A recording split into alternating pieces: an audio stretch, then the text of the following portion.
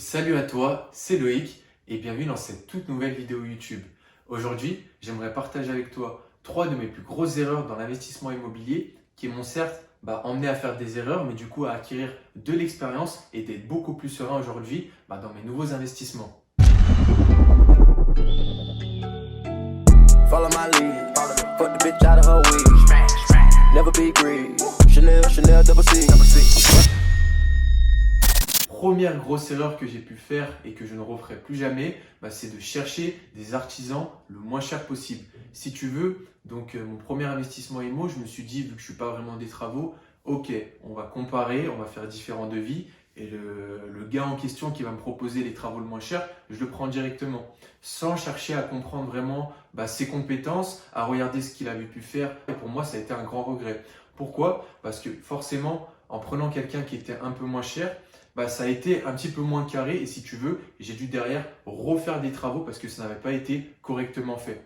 De ce fait, si j'étais passé peut-être par une entreprise qui dès le départ m'aurait coûté, si tu veux, un peu plus cher, mais qu'elle aurait fourni le travail nécessaire, d'une part, j'aurais pas à redépenser plus d'argent pour des nouveaux travaux, j'aurais pu mettre en place des locataires beaucoup plus rapidement, donc faire entrer plus d'argent. Et si tu fais la balance entre un artisan qui te coûte moins cher, mais au final derrière, tu payes des travaux en plus et le chantier prend du retard. Et donc pareil, tu n'as pas les locataires en place à la date où tu souhaitais. Mais derrière, tu prends un artisan un peu plus cher, mais il est réglo, ça se passe super bien, tu n'as pas un surplus de travaux et tes locataires rentrent rapidement. Tu vois que tu es beaucoup plus gagnant à choisir des personnes qui auraient été dès le départ un peu plus chères. Donc voilà, manque de jugeote et un petit peu manque d'expérience. Et maintenant, c'est pour ça que dans mes prochains investissements et les investissements que j'ai aujourd'hui, je ne choisis pas en premier le prix, mais le contact avec la personne. Et si je pense qu'elle fournit du bon travail et qu'elle me montre que c'est quelqu'un de carré, je travaillerai directement avec elle, tout simplement. Deuxième grosse erreur dans l'immobilier, ça a été de vouloir gérer tout seul. Alors si tu veux, quand j'ai commencé, c'est un petit peu comme les travaux. Je me suis dit, mais je vais économiser beaucoup d'argent. Du coup, tout ce qui est comptabilité, gestion des loyers, expertise comptable, fiscalité ou quoi, je vais m'y mettre, ça va, je suis assez intelligent pour pouvoir tout faire tout seul.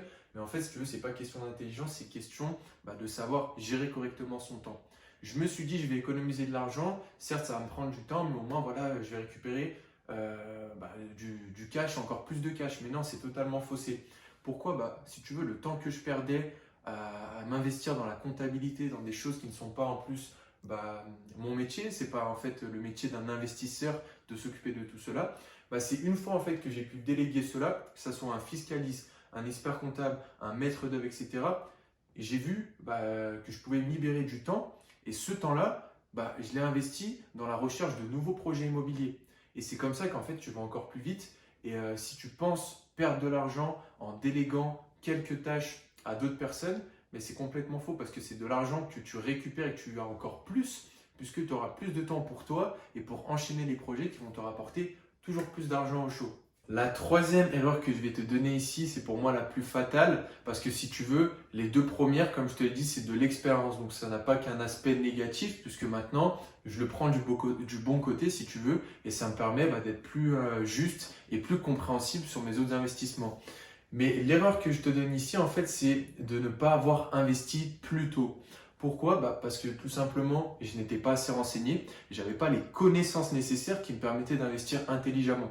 Je ne savais pas vraiment ce que c'était d'investir d'une façon rentable dans l'immobilier. Pour moi, acheter un petit appartement, pour moi, c'était cool. Mais voilà, le fait de pouvoir me dégager de l'argent avec l'immobilier, c'était quelque chose que je ne connaissais pas vraiment. Et ceci, peu importe ta situation. Il y a beaucoup de personnes qui pensent que pour investir dans l'immobilier, il faut, je ne sais pas, être en CDI, avoir 50 000 euros de côté. Mais non, moi, j'ai plein de cas de personnes qui sont étudiantes en intérim ou autre et qu'ils arrivent à investir et à se dégager 600, 700, 800 euros de cash flow dans la poche parce qu'ils ont les connaissances et l'expérience nécessaires. Donc voilà, si je devrais vraiment retenir une seule erreur parmi tout cela, ce serait comme je te l'ai dit de ne pas avoir investi plus tôt et plus jeune. Si toi aussi, tu n'as pas envie de perdre de temps et que tu souhaites investir dans l'immobilier rentable pour te dégager des rentes immobilières et pouvoir vivre complètement de cela, je te laisse cliquer sur le lien juste en dessous de cette vidéo. Moi, je t'offre une série totalement offerte sur l'investissement immobilier et ceci en partant de zéro. Dans la première vidéo, donc, je t'apprendrai à comment trouver une réelle pépite immobilière sur le marché.